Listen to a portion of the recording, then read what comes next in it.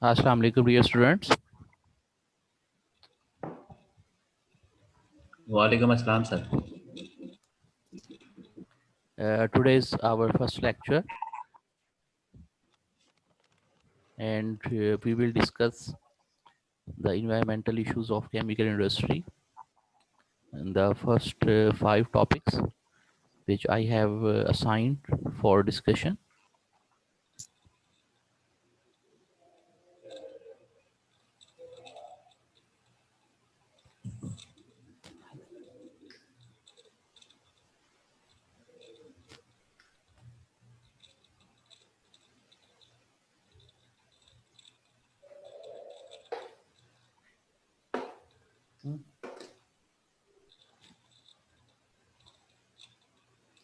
Just 2 students joined the meeting. Others are left.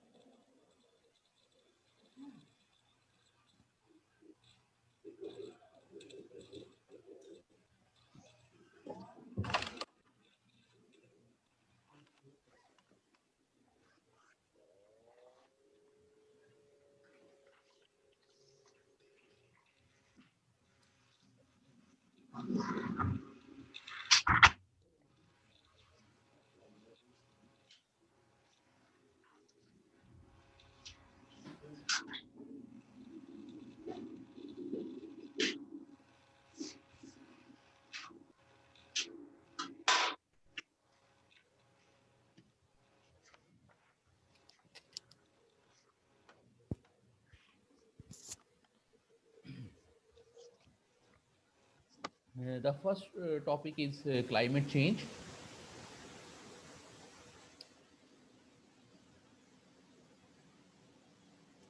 Actually, the topics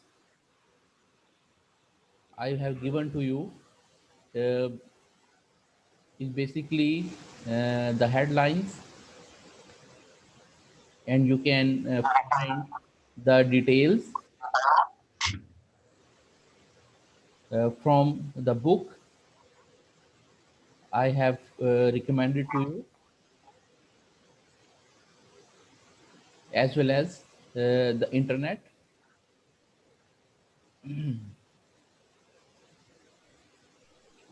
So at present, the environmental issues are the most updated area of the study, because the environment is changing on daily basis.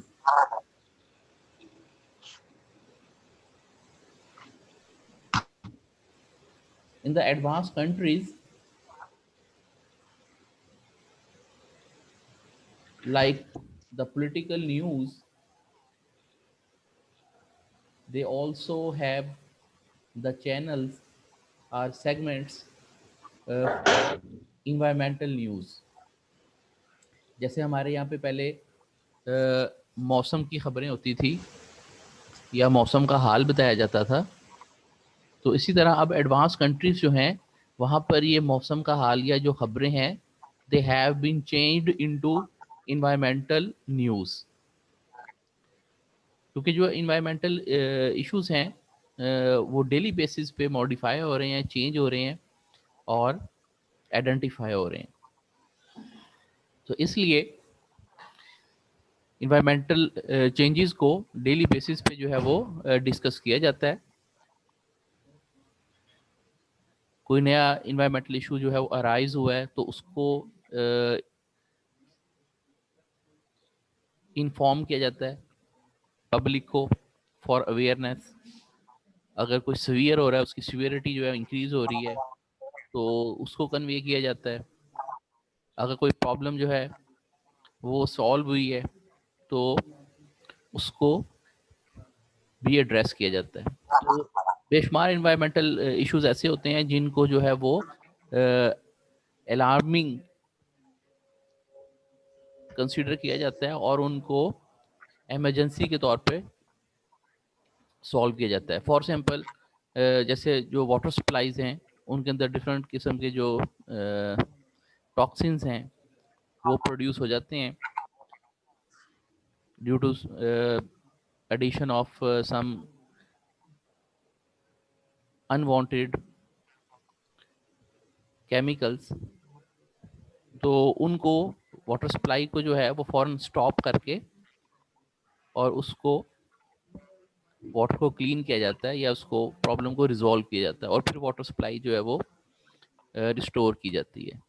तो इस तरह के जो issues हैं जैसे जो water supply के related हैं तो उनको विद इन 24 आवर जो है वो एड्रेस करना होता है, क्योंकि definitely people needs water for house hold and other daily use. तो जो फर्स्ट टॉपिक है जिसमें क्लाइमेट चेंज है, तो होपफुली आप सबने ये टॉपिक्स जो हैं वो पढ़े होंगे और इनको जो है वो अंडरस्टैंड भी किया होगा। और अगर आप फर्दर डिफरेंट जो टर्म्स हैं या जो डिफरेंट फिनोमेनाज हैं उसकी डिटेल जो है वो देखना चाहते हैं तो मैंने आपको बुक रिकमेंड की है, और इसके अलावा इंटरनेट जो है या जैसे विकीपीडिया है तो वहाँ से भी आप इंफॉर्मेशन गैदर कर सकते हैं, क्योंकि जैसे मैंने बताया कि ये मोस्ट अपडेटेड है, क्योंकि जो भी फिनोमेना जो है वो आज हुआ है तो उसको बुक की शक्ल में आने के लिए कम से कम 1 साल लगता है। तो सर में सर जो बुक्स होती हैं उसमें तकरीबन 1 साल पुरानी इंफॉर्मेशन होती है, लेकिन उसमें अगर कुछ चीज़ें जो हैं वो न्यू ऐड हो रही हैं तो वो आपको मैगजीन्स में, वो आपको डेलीज में, यानी कि जो रोज़नामा अखबार वगैरह होते हैं, मैगजीन्स होते हैं, वीकली होते हैं, मंथली होते हैं, या जो न्यूज़ होती हैं वहाँ से आपको जो है वो पता चलता है, और फिर वही चीज़ें बाद में जो है वो बुक का पार्ट बन जाती हैं। So first topic is the climate change. इसमें जैसे आपको पता है कि डिफरेंट जो इन्वायरमेंटल फैक्टर्स हैं उनकी वजह से जो हमारी इन्वायरमेंट है वो चेंज हो रही है। उसमें वाटर, एयर और जो सॉलिड वेस्ट है उसके साथ, उसके लिहाज से जो चेंजेस आ रही हैं उससे जो हमारी बायो लाइफ जो है वो अफेक्ट हो रही है। और इसमें जो है जो हमारा इकोसिस्टम है और हमारा जो जियोलॉजिकल सिस्टम है, इसमें जो फ्लोरा है यानी कि प्लांट्स हैं, फाना है, इसमें जैसे एनिमल्स हैं और जो ह्यूमन है, तो वो सब जो है वो इफ़ेक्ट हो रहे हैं। और इससे फिर जो डिफरेंट इश्यूज फर्दर अराइज होते हैं। तो क्लाइमेट चेंज जो है बेसिकली ये एक ओवरऑल इम्पैक्ट है इंडिविजुअल इन्वायरमेंटल इश्यूज का। Then we have global warming. तो ग्लोबल वार्मिंग में जैसे कि आपको पता है कि डिफरेंट जो है वो ग्रीन हाउस गैसेस जो हैं वो इन्वॉल्व हैं, जो कि ग्लोबल वार्मिंग में पार्टिसिपेट करती हैं। इसमें जो ग्रीन हाउस गैसेस का जो इंडेक्स है वो भी हम यहाँ पे डिस्कस करते हैं।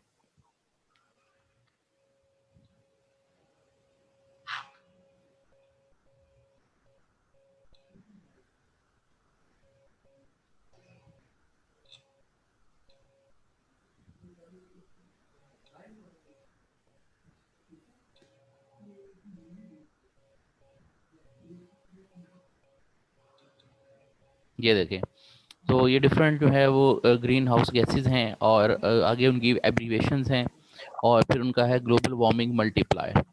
अब जैसे हम ग्रीन हाउस गैस में सिर्फ कार्बन डाइऑक्साइड को कंसिडर करते हैं कि कार्बन डाइऑक्साइड जो है ये मेन कल्प्रिट है और ये ग्रीन हाउस गैस है और ये ग्लोबल वार्मिंग में जो है वो रोल प्ले करती है। लेकिन जो कार्बन डाइऑक्साइड है ये आप कह लें कि एक माइनर कंट्रीब्यूटर है, और इसको जो है वो हम कंट्रोल भी कर सकते हैं कार्बन डाइऑक्साइड को, जिसमें जो फर्स्ट अप्रोच है वो ये है कि हम रीन्यूएबल एनर्जी सोर्सेज यूज़ करें ताकि कार्बन डाइऑक्साइड एमिशन कम हो। और सेकंड जो है वो हम प्लांटेशन जो है वो ज़्यादा से ज़्यादा करें, और ताकि वो कार्बन डाइऑक्साइड जो है उसको यूटिलाइज कर लें। लेकिन इसके अलावा जो दूसरी कंट्रीब्यूटर गैसेस हैं, जैसे मीथेन है, डाई नाइट्रोजन ऑक्साइड है, हाइड्रोफ्लोरोकार्बन्स हैं, परफ्लोरोकार्बन्स हैं, सल्फर हेक्साफ्लोराइड है। तो ये जो गैसेस हैं ये मेजर कंट्रीब्यूटर्स हैं। नो डाउट कि इनकी जो अमाउंट है, क्वांटिटी जो है वो कार्बन डाइऑक्साइड के मुकाबले में कम है, लेकिन इनका जो ग्लोबल वार्मिंग मल्टीप्लायर है वो बहुत ज़्यादा हाई है। फॉर एग्जांपल कि अगर कार्बन डाइऑक्साइड जो है वो 1 डिग्री सेल्सियस टेम्परेचर इंक्रीज करता है, कार्बन डाइऑक्साइड का एक मॉलिक्यूल अगर 1 डिग्री सेल्सियस टेम्परेचर इंक्रीज करता है, तो मीथेन का एक मॉलिक्यूल जो है वो 21 डिग्री सेल्सियस टेम्परेचर इंक्रीज करेगा। तो ये इसमें जो कार्बन डाइऑक्साइड है ये स्टैंडर्ड है या रेफरेंस है, और इसके लिहाज से बाकी गैसेस जो है उनका ग्लोबल वार्मिंग मल्टीप्लायर जो है वो डिस्कस किया गया है। अब देखिए इसमें सबसे जो हाई है वो सल्फर हेक्साफ्लोराइड का है। अब सल्फर हेक्साफ्लोराइड जो है ये 23,900 टाइम्स मोर हैजर्डस है as compare to carbon dioxide in terms of global warming. यानी कि इसका जो ग्लोबल वार्मिंग इम्पैक्ट है वो 23,900 टाइम्स ज़्यादा है as compare to carbon dioxide. तो अब ये जैसे आपको पता है मीथेन जो है ये पेट्रोकेमिकल से या जो लीकेज है, अगर आप देखें तो आपके नेबर्स में अक्सर जो सुई गैस है या मीथेन जो है वो लीक हो जाती है, तो वो भी जो है वो इम्पैक्ट क्रिएट करती है। और उसका इम्पैक्ट जो है वो कार्बन डाइऑक्साइड को कल्प्रिट क्यों कहा जाता है वो मैंने आपको बताया, सिर्फ इसकी क्वांटिटी की वजह से, क्योंकि ये बहुत ज़्यादा अमाउंट में प्रोड्यूस होती है। बाकियों की क्वांटिटी जो है वो कम है, लेकिन उनका जो वार्मिंग मल्टीप्लायर है, उनका जो इम्पैक्ट है वो कार्बन डाइऑक्साइड से कहीं ज़्यादा है। और कार्बन डाइऑक्साइड को आप कंट्रोल भी कर सकते हैं, जैसे मैंने बताया, रिन्यूएबल एनर्जी सोर्सेज से और प्लांटेशन से। लेकिन बाकी जो है इनको प्लांट भी यूज़ नहीं करते। ये once they have been released into the air they will stay in the air. एक बार एयर में ये चले गए तो फिर ये वहाँ पे स्टे करते हैं, ठीक है, फोटोकेमिकल रिएक्शंस वगैरह शो करते हैं, और फिर इनको कोई भी प्लांट, एनिमल या कोई भी स्पीशीज जो है वो इनको यूटिलाइज नहीं करती। तो जिसकी वजह से जो इनका इम्पैक्ट है वो बहुत ज़्यादा हाई है।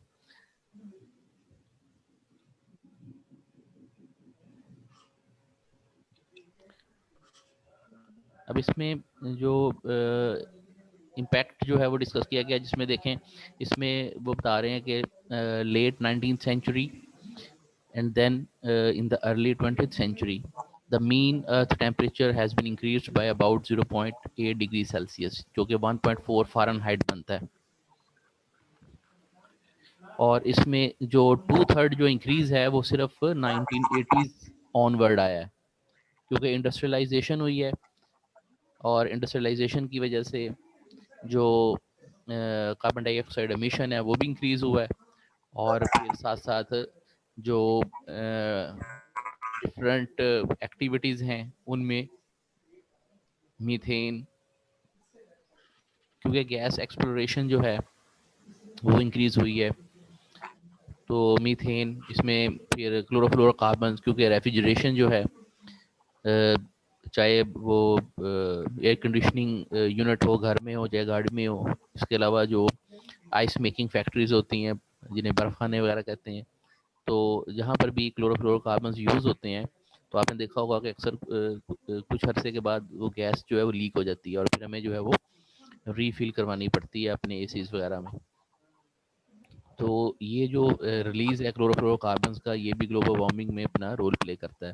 इसके अलावा कुछ नेचुरल एक्टिविटीज़ हैं जैसे वॉल्केनिक एरप्शंस वगैरह है, तो उसमें भी जो है वो सल्फर कंपाउंड जो हैं गैशियस फॉर्म में वो रिलीज होते हैं। तो नेक्स्ट जो असेसमेंट है जिसमें आईपीसीसी जो है, inter governmental panel on climate change, उनकी रिकमेंडेशंस हैं कि जो 21st सेंचुरी है जो कि अब चल रही है, आपको पता है कि उसमें फर्दर जो है वो टेम्परेचर का इंक्रीज हो सकता है, that could be 1.1 to 2.9 degree Celsius, which is much higher than the before. इसलिए आप देखते हैं कि हर नए आने वाले साल के अंदर जो है वो पिछले साल का जो रिकॉर्ड है वो ब्रेक हो जाता है कि जी इस साल इतनी ज़्यादा जो है वो गर्मी जो है वो पड़ रही है। इसी तरह जो ग्लोबल डिमिंग है, ग्लोबल डिमिंग इसमें जैसे कि आपको पता है कि डिमिंग का मतलब क्या होता है, लाइट का कम हो जाना। जैसे फॉग में जो है वो आपको पता है, या अगर कहीं पर कोई बहुत ज़्यादा डस्ट जो है वो जैसे अगर आप रोड पे जा रहे हैं, आपके आगे कोई तेज़ ट्रक या बस जाए तो वो बहुत ज़्यादा डस्ट जो है वो एयर में जो है वो स्प्रेड होती है, जिसकी वजह से आपको फिर आगे कुछ भी नज़र नहीं आता, वो सारा क्या होता है, डिम हो जाता है। तो ग्लोबल डिमिंग जो है it is directly related with the reduction of the sunlight. अब ये रिडक्शन कैसे होती है? ये रिडक्शन ऐसे होती है कि जो पर्टिकुलेट मैटर है, ठीक है, जैसे अगर आपने ईंटों का भट्टा देखा होगा तो उसमें काला धुआं निकलता है, तो उसमें वो क्या कार्बन पार्टिकल्स हैं। इसी तरह अगर कहीं पे बहुत ज़्यादा ट्रैफिक एरियाज़ हैं तो वहाँ पे भी डस्ट ओपनली जो है वो उड़ती रहती है। ये जैसे जहाँ पर क्रशिंग होती है स्टोन्स की, जैसे सीमेंट इंडस्ट्री वगैरह है, या जहाँ पर बड़े बड़े पत्थरों से जो है वो बजरी बनाई जाती है, वहाँ पे भी स्टोन क्रशिंग होती है। तो जितने भी ऐसे इंडस्ट्रीज़ हैं या प्रोसेसेस हैं जिनके अंदर डस्ट प्रोड्यूस होती है, या जिनमें पर्टिकुलेट मैटर जो है वो प्रोड्यूस होता है, चाहे वो फैक्ट्रीज़ हैं जो कि चीप फ्यूल बर्निंग की वजह से कार्बन पार्ट, जैसे डीजल गाड़ी हैं आपने देखा होगा, वो भी काला धुआं पर, उसमें भी कार्बन पार्टिकल्स होते हैं। तो जितनी भी चीज़ें आपको अपने अराउंड ऐसी नज़र आती हैं जिनके अंदर डेंस पर्टिकुलेट मैटर जो है वो रिलीज़ हो रहा है, या जैसे अगर प्लांटेशन ना हो और बैरन एरिया हो तो वहाँ पर आंधी वगैरह हवाएं आने से भी अक्सर जो डस्ट है वो एयर में मौजूद रहती है। तो ये क्या करती है कि ये एक कवरिंग या इनकैप्सुलेशन कर देती है हमारी अर्थ की। उसकी वजह से क्या होता है कि ये पर्टिकुलेट मैटर जो है ये सनलाइट को रिफ्लेक्ट बैक करते हैं इनटू द स्पेस, जिसकी वजह से जो सनलाइट है वो अर्थ की सरफेस तक जो है वो नहीं पहुंचती, और उसकी वजह से जो प्लांट का फोटोसिंथेसिस का प्रोसेस है वो रिटार्ड हो जाता है। डीकम्पोजिशन जो है ऑर्गेनिक मैटर की by the bacteria in the presence of sunlight वो रिटार्ड हो जाती है। इसी तरह जो ह्यूमन लाइफ है वो डिस्टर्ब होती है, विटामिन डी डेफिशिएंसी हो जाती है। और जैसा कि आजकल आप देख रहे हैं कि गर्मियों का जो रिकॉर्ड है वो तो टूटते हैं, सर्दियों के भी रिकॉर्ड टूट जाते हैं। तो अब जितनी ज़्यादा सर्दी पड़ेगी उससे डेफिनेटली प्लांट ग्रोथ नहीं होगी, फोटोसिंथेसिस का प्रोसेस कम हो जाएगा, और जो कार्बन डाइऑक्साइड यूटिलाइजेशन है वो भी कम हो जाएगी। तो यही क्योंकि कार्बन डाइऑक्साइड कम यूटिलाइज होगी ग्लोबल डिमिंग की वजह से, तो फिर जैसे जब गर्मी आएंगी तो कार्बन डाइऑक्साइड कंसनट्रेशन ज़्यादा होने की वजह से एयर में फिर जो वार्मिंग है वो भी उतनी ज़्यादा होगी। तो ये सब जो प्रोसेस हैं ये इंटरलिंक्ड हैं, और इनका जो साइकिल है वो जो है वो थ्रू आउट द ईयर। तो जो इन्वायरमेंटल साइकिल्स हैं, ठीक है, ये आवर्स पे भी बेस करते हैं, डेज पे भी, और ईयर्स पे भी, और ये डेकेड्स पे भी बेस करते हैं। कुछ फिनोमिनल्स जो हैं वो रिपीट करते हैं अपने आप को विद इन द 24 आवर, कुछ जो है वो विद इन द ईयर, कुछ जो है वो विद इन द डेकेड्स। अब जैसे सीजन्स हैं आपको पता है कि वो साल में चेंज होते हैं, तो इसी तरह जो गर्मी और सर्दी है वो भी एक साल के अंदर जो है वो अपने आप को रिपीट करती है। तो अब ग्लोबल वार्मिंग जो है वो आपको समर में इफेक्ट करेगी और ग्लोबल डीमिंग जो है वो आपको विंटर में इफेक्ट करेगी। इसी तरह फॉसल फ्यूल्स हैं। अब फॉसल फ्यूल्स आपको पता है कि फॉसल फ्यूल्स बर्निंग जो है वो कार्बन डाइऑक्साइड क्रिएट करती है, और अगर आपका फ्यूल जो है वो चीप क्वालिटी हो, यानी कि उसमें इम्प्योरिटीज़ हों सल्फर और नाइट्रोजन की, तो तब भी जो है वो कार्बन डाइऑक्साइड और के साथ साथ सल्फर डाइऑक्साइड और नाइट्रोजन डाइऑक्साइड वगैरह जो है वो भी प्रोड्यूस होते हैं, और वो फिर वही ग्रीन हाउस गैसेस हैं जो कि फिर ग्लोबल वार्मिंग का बायस बनते हैं। Then current sea level rise.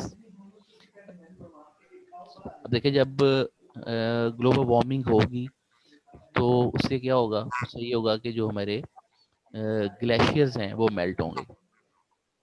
दरअसल जो आइस है उसको हम दो कैटेगरीज में डिवाइड करते हैं। एक आइस वो है जो कि since the creation of the earth जो है वो एग्जिस्ट करती है, और दूसरी जो है वो आइस या स्नो होती है जो कि विंटर के अंदर जो है प्रेसिपिटेशन की वजह से प्रोड्यूस होती है। तो एक्चुअली जो हमें वाटर मिलता है रिवर्स में वो स्नो मेल्टिंग से मिलता है, कि जो सर्दियों में बर्फबारी होती है वो फिर गर्मियों में मेल्ट होती है, और फिर हमें जो है वो पानी दरियाओं में मिलता है। लेकिन जो ग्लेशियर्स या आइस केप माउंटेन्स हैं जो कि since the creation of the earth ice की फॉर्म में है, उनको मेल्ट जो है वो नहीं होना चाहिए। लेकिन ये देखा गया है कि ग्लोबल वार्मिंग की वजह से कि जो थिकनेस है आइस की वो कम होती जा रही है, जिसकी वजह से क्या होगा कि जो फ्लड्स हैं वो कॉमन हो जाते हैं।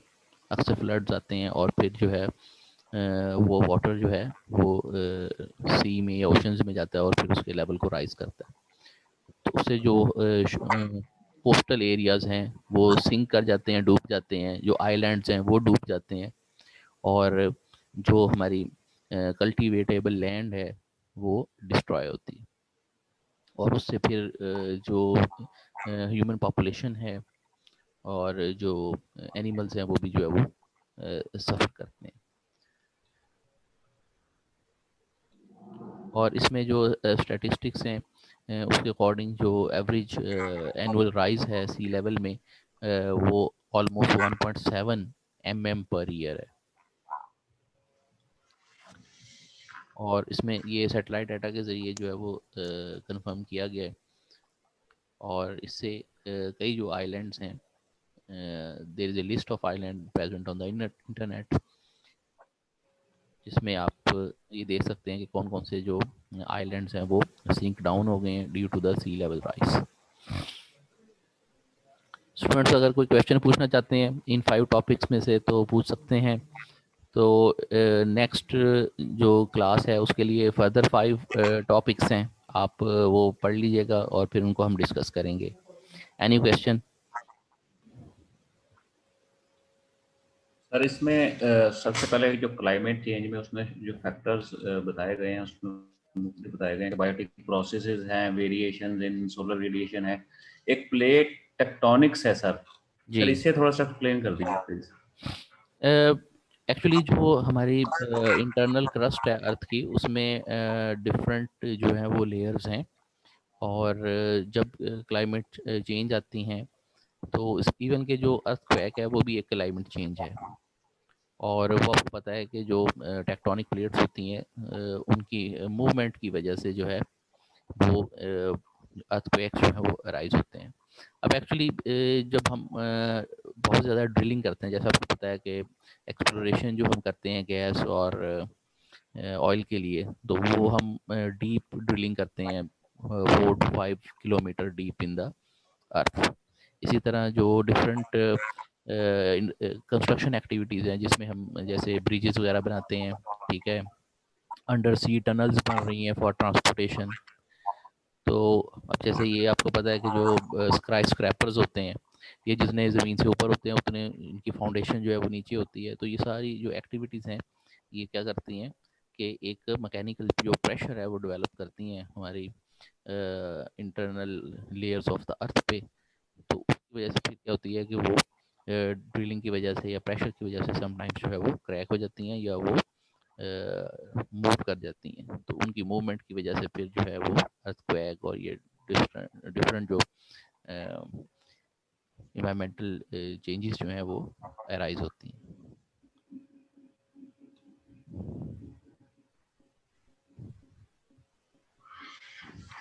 जी, तो अगर कोई टर्म जो है वो आपको इसमें समझ ना आ रही हो या फिनोमेना, तो उसको मैंने बताया कि आप सिंपली उसको गूगल भी कर सकते हैं और जो बुक मैंने बताई है उसमें से भी आप उसको डिस्कस कर सकते हैं। ज़्यादातर जो है वो कॉमन टर्म्स ही हैं जो कि आप डेली लाइफ में जो है वो पढ़ते हैं।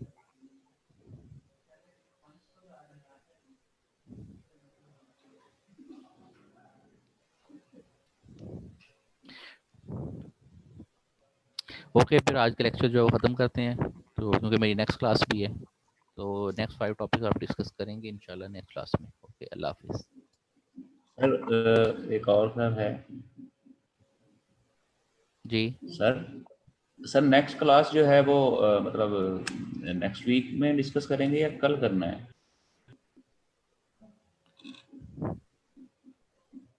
कल आपकी क्लास है तो आप देख लें, कल तक पढ़ लेंगे 5 टॉपिक्स। मुश्किल है सर। अच्छा, चलिए हम क्लास डिस्कस कर लेंगे, ठीक है। फिर आप या एक पेज तो पढ़ ही सकते हैं यार, एक पेज के ऊपर देखें 3-4 टॉपिक होते हैं। चलिए, let's see tomorrow. Okay sir. O